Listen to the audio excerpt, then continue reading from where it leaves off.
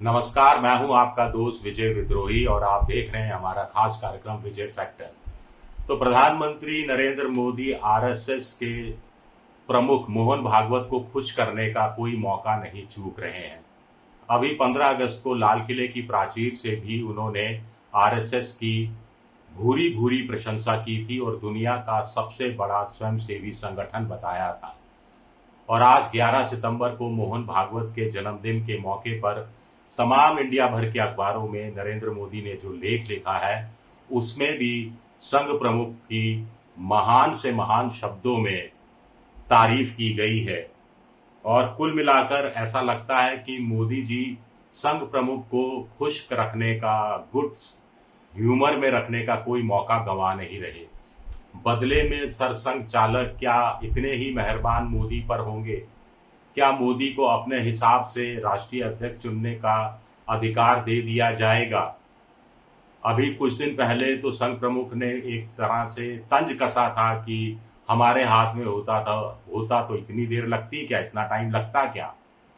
खैर, मोदी जी ने अपना 11 साल का प्रधानमंत्री का पूरा काल मोहन भागवत की झोली में डाल दिया है, उनको समर्पित कर दिया है, उनके चरणों में डाल दिया है। इसके बावजूद बर्फ पिघलेगी क्या, ये अपने आप में बड़ा सवाल उठता है। अब 17 सितंबर को प्रधानमंत्री नरेंद्र मोदी का 75वां जन्मदिन है। आज मोहन भागवत का 75वां जन्मदिन था।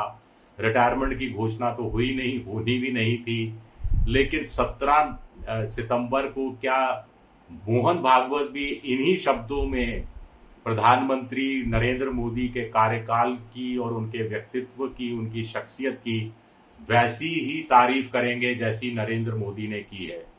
कांग्रेस के प्रवक्ताओं के प्रवक्ता जयराम रमेश, मुख्य प्रवक्ता, तो कह रहे हैं ये अतिशयोक्तिपूर्ण है।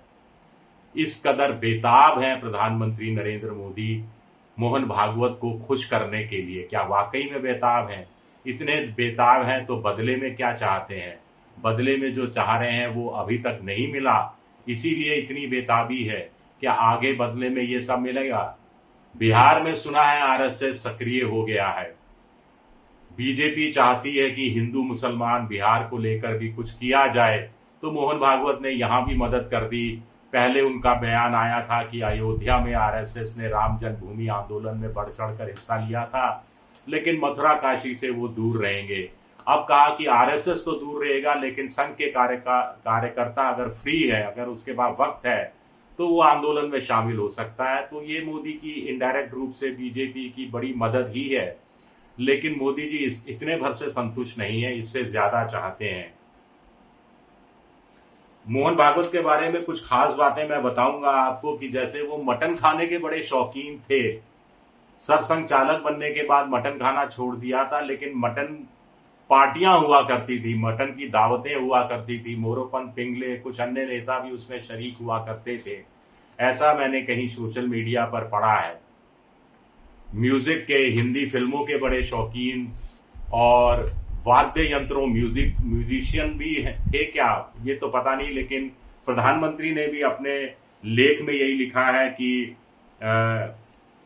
इन्हीं सब चीजों का वर्णन किया है। सबसे बड़ी बात है कि परम पूजनीय सरसंघ चालक जी, ऐसे कहकर इनडायरेक्ट वे में संबोधित किया है मोदी ने।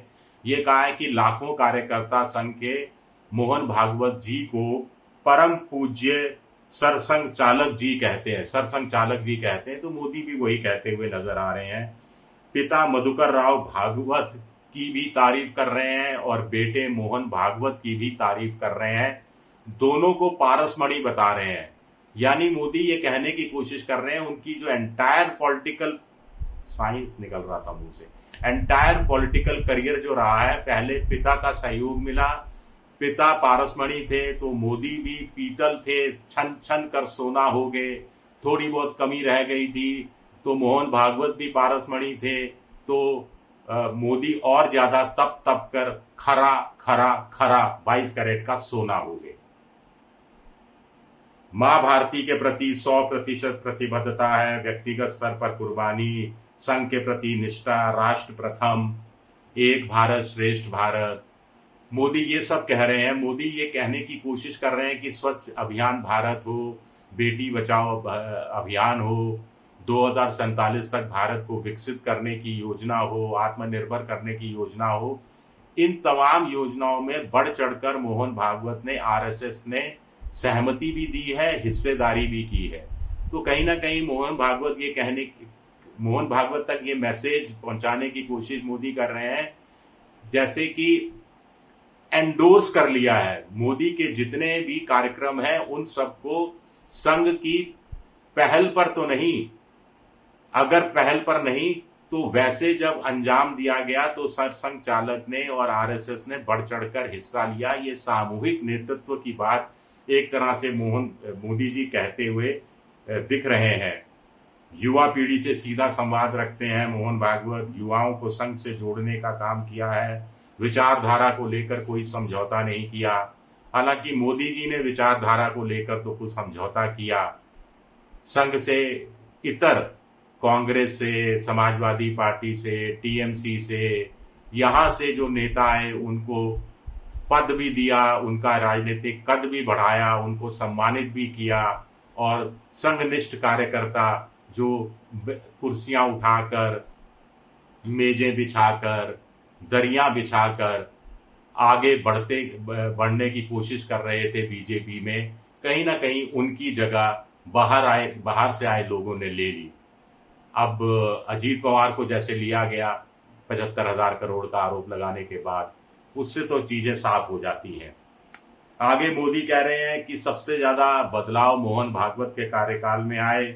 एक तो गणवेश बदला, पहले निक्कर हुआ करती थी, अब पैंट हो गई, खाकी पैंट, सफेद शर्ट हो गई। एक शिक्षा वर्ग यानी ट्रेनिंग कैंप की कार्य प्रणाली में भी भारी बदलाव किए गए। मृदभाषी हैं, सबकी सुनते हैं। मोहन भागवत ने को समर्पित लेख में मोदी जी ने कहा, 11 सितंबर 1893 को याद किया जब स्वामी विवेकानंद ने my sister's and brothers of United states of America Chicago में ऐतिहासिक भाषण दिया था, उसको याद किया। 11 सितंबर 2001 अमेरिका में जब वर्ल्ड ट्रेड सेंटर पर जो ट्विन इमारतें थी उन पर अलकायदा ने बमबारी की थी, उसको याद किया। लेकिन 11 सितंबर 1906 को याद नहीं किया, जब महात्मा गांधी ने जोहान्सबर्ग दक्षिण अफ्रीका में पहली बार सत्याग्रह का इस्तेमाल किया था, सत्याग्रह पर बैठे थे। इस पर जयराम रमेश तंज कस रहे हैं कि मोदी से सत्याग्रह की उत्पत्ति को याद करने की उम्मीद करना बहुत ज्यादा हो जाता है। खैर, मोहन भागवत जी को हम भी इस रूप में याद कर सकते हैं कि अपने बयानों को लेकर वो स्थिर नहीं रहते।